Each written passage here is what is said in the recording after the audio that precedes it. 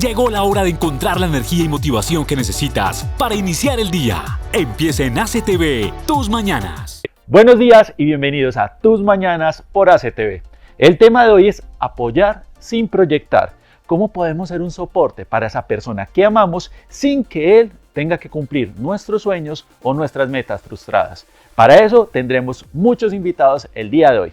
Con la doctora Elizabeth Guerra, en nuestro tema del día de hoy, miraremos cómo identificar cuáles son nuestros deseos y cuáles son los de nuestros hijos o de nuestras hijas, para separar nuestras frustraciones de los sueños de los que amamos.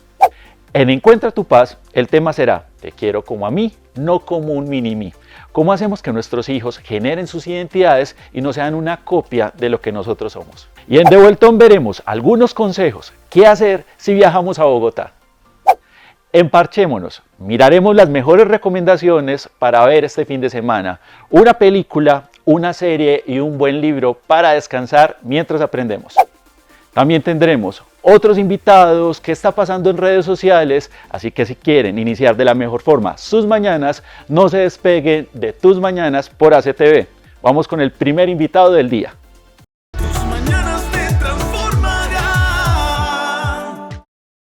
Y continuamos en Tus Mañanas por ACTV. Y hoy tenemos un invitado muy especial. El tema del día de hoy es apoyar sin proyectar. ¿Cómo podemos ser un apoyo para nuestras parejas, hijos, compañeros de trabajo o personas que amamos sin proyectar nuestros deseos o necesidades en el otro? Para eso tenemos un invitado muy especial. Anderson Morales, psicoanalista. Anderson, bienvenido a Tus Mañanas. Bueno, muchas gracias por la invitación. Para las personas que nos ven desde casa, cuéntanos un poco qué es la proyección o proyectar en el otro.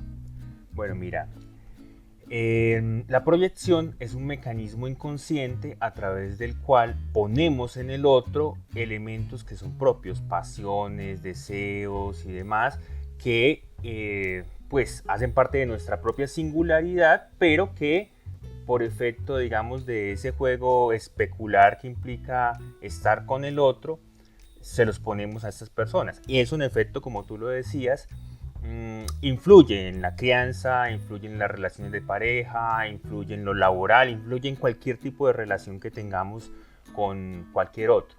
Entonces, ¿cuál es el detalle?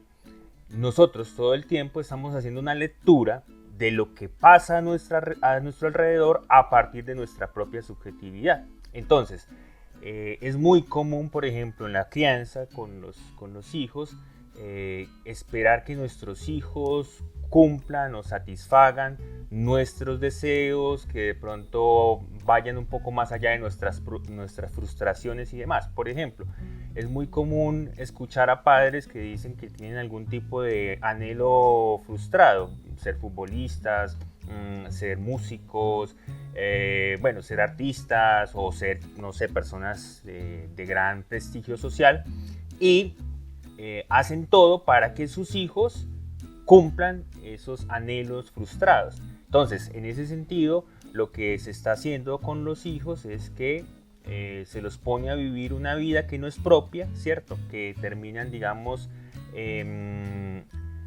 eligiendo elementos que muchas veces, pues como no son de ellos, pues terminan haciendo todo para fracasar también. Entonces los meten quizás en academias deportivas, en academias musicales, en academias o en universidades a veces muy costosas, y estos chicos no se sienten cómodos, no se sienten a gusto en la ejecución de ese proyecto de vida que no es el propio. Lo mismo pasa en la relación de pareja, por ejemplo. Los celos son proyectivos. ¿En qué sentido? En que imaginamos, fantaseamos o, digamos, tenemos en esta época donde es tan común, digamos, el coqueteo por redes sociales y demás, tenemos algún tipo de esta experiencia y le ponemos al otro, digamos, esa inseguridad. Y entonces decimos, no, es que tú me vas a engañar o tú me estás engañando, cuando es simplemente una puesta fuera de mi propia fantasía. Anderson, cuando hablamos precisamente de esas apuestas o esas expectativas, ¿cómo podemos ser conscientes que estamos proyectando nuestros miedos en la pareja? Bueno, mira, el mejor mecanismo es conocernos un poco más. Para eso, digamos, digamos, el psicoanálisis, el hecho de poder ir donde un analista y poder hablar de uno mismo, o cualquier otro tipo de terapia, digamos, que implique un conocimiento propio, permitiría saber qué es lo que yo estoy esperando del otro, porque, digamos, ¿cuál es el detalle fundamental? Es muy complicado hacer pareja en el sentido de asumir al otro desde su diferencia. Entonces, en términos generales, nosotros estamos con una persona, por ejemplo, porque cuando nos conocemos, entonces cumplimos gustos o compartimos más bien gustos, aficiones, expectativas de vida, y eso es lo que nos une. ¿Cuándo comienza a haber conflicto? Cuando comienzo a darme cuenta que el otro no es lo que yo pensaba. Entonces, que les gusta la misma música, pero quizás no se fijan en las mismas estrofas o no por las mismas razones. Entonces, en la medida en que vamos comenzando a ver esa diferencia, comienza a ver la frustración y comienzan a ver los conflictos. Entonces, más que llegar y exigirle al otro, ¿por qué no eres como yo deseo que eres? Es bueno, ¿qué pasa en mí? Preguntarnos, ¿cierto? Interrogarnos, ¿qué es lo que pasa en mí? ¿Qué es lo que se me está moviendo, digamos, en esta relación que me está generando tanto conflicto? Porque en términos generales, lo que hacemos es comenzar a exigirle al otro. Ah, es que tú no eres lo que yo deseo, es que tú no haces lo que yo quiero, y eso puede llegar a lo peor, o sea, fenómenos desde, digamos, esa famosa toxicidad que es como muy común.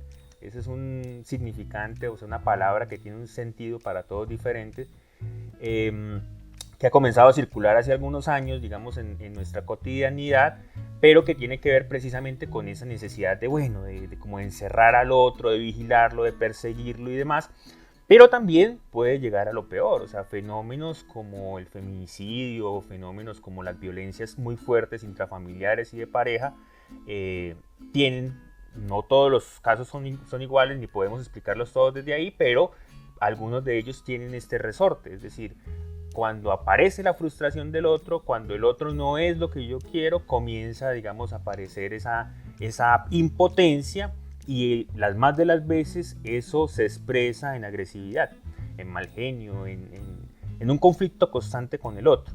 O un fenómeno que es muy común en esta época, que es que cuando comienza a aparecer la diferencia, nos vamos, ¿cierto? Mira que hay hasta un término muy común en esta época, que es el hecho de ghostear. Entonces, como que se desaparecieron. Por cierto, para las personas que nos ven en casa, define un poquito ese término. Bueno, el ghosting o el ghostear. El ghosting tiene que ver pues con esta palabra en inglés que es fantasma, ¿cierto? Es como que las personas se desaparecen, se fantasmean, digámoslo así, en el sentido de que veníamos teniendo una conversación, veníamos teniendo una relación, pero de buenas a primeras, pues simplemente desaparecen. Y es un fenómeno muy común, por ejemplo, en el trabajo clínico se escucha de manera muy constante esto como una fuente de angustia en las personas un poco más jóvenes y más metidas quizás en las redes sociales. Entonces hay como todo un discurso del soltar, del fluir, de que si las cosas no se dan, entonces dejémoslas, pero a veces es muy difícil este asunto de sostener y demás, porque sostener implica alojar la diferencia. Lacan, un psicoanalista francés, dice que amar es dar lo que no se tiene a quien no es. Y eso es un tremendo enigma, ¿cierto? ¿Por qué? Porque precisamente dar lo que no se tiene implica ir más allá de nuestra subjetividad, implica ir más allá de nuestros miedos, de precisamente ese núcleo de las relaciones que es fundamental, que es, digamos, la manera como nosotros nos relacionamos con nuestros padres y nuestra familia, para poder apostar y crear algo diferente con alguien que nunca va a ser. Es decir, el otro nunca va a ser el que me satisface del todo, el otro nunca va a ser quien va a ser como yo deseo que sea, pero pues a partir de eso se puede hacer pareja, a partir de la diferencia, se podría hacer par. Lo difícil es salirnos de ese uno en el que siempre estamos, donde quiero que el otro simplemente sea lo que yo deseo que sea. Anderson, y ya yéndonos a la esquina opuesta, y es, muchas veces podemos lograr identificar cuando estamos proyectando en el otro, pero no cuando solamente somos una forma de cumplir las fantasías de la pareja. ¿Cómo podemos nosotros identificar que estamos modificando nuestro comportamiento para satisfacer las proyecciones de nuestra pareja? Pues mira, siempre es más fácil ver el problema, por así decirlo, en el otro, a verlo en nosotros mismos.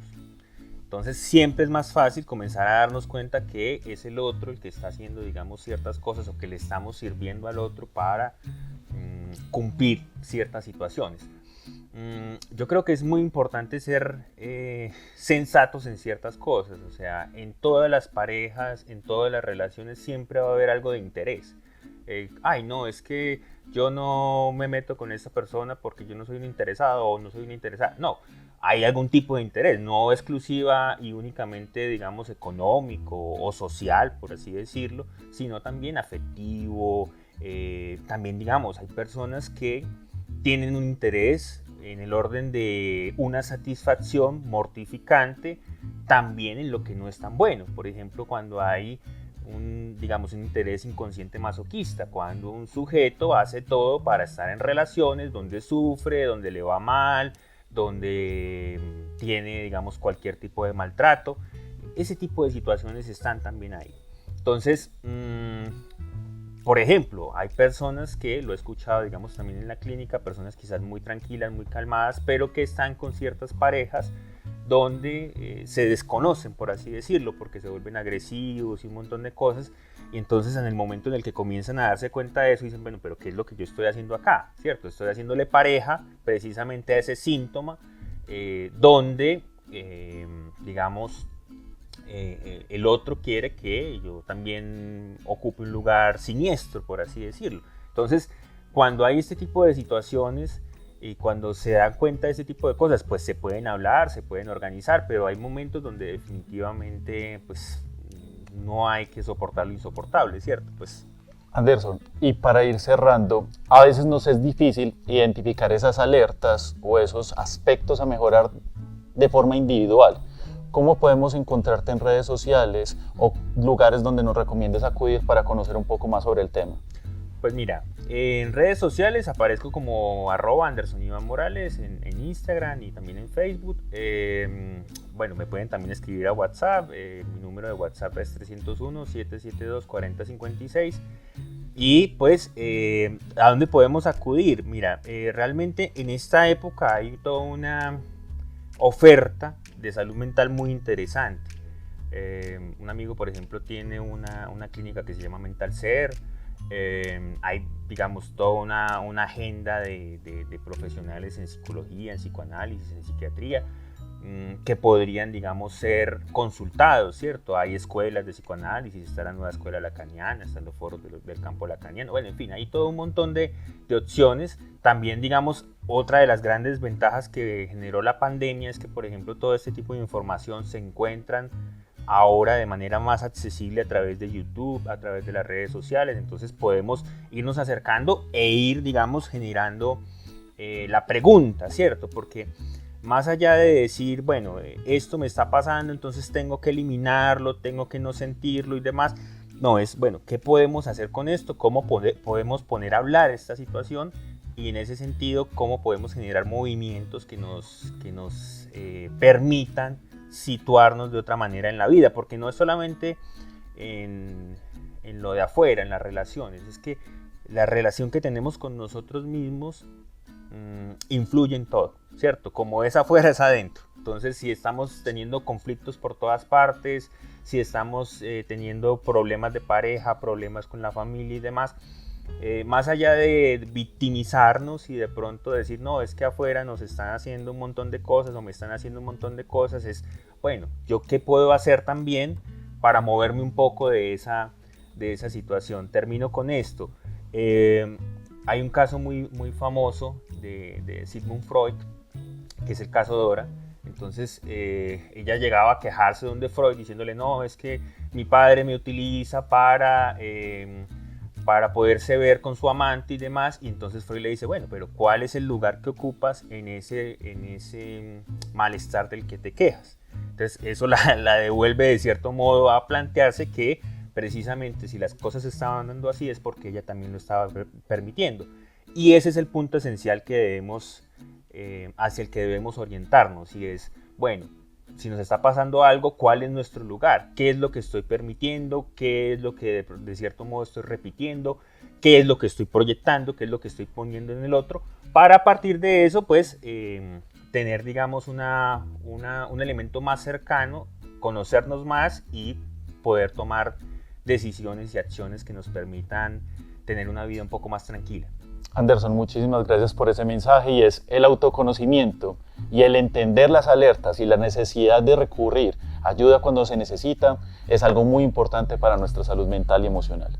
Anderson, muchas gracias por acompañarnos en Tus Mañanas, y ustedes no se despeguen, que tenemos más invitados, más temas para que sigan iniciando la mejor forma su día.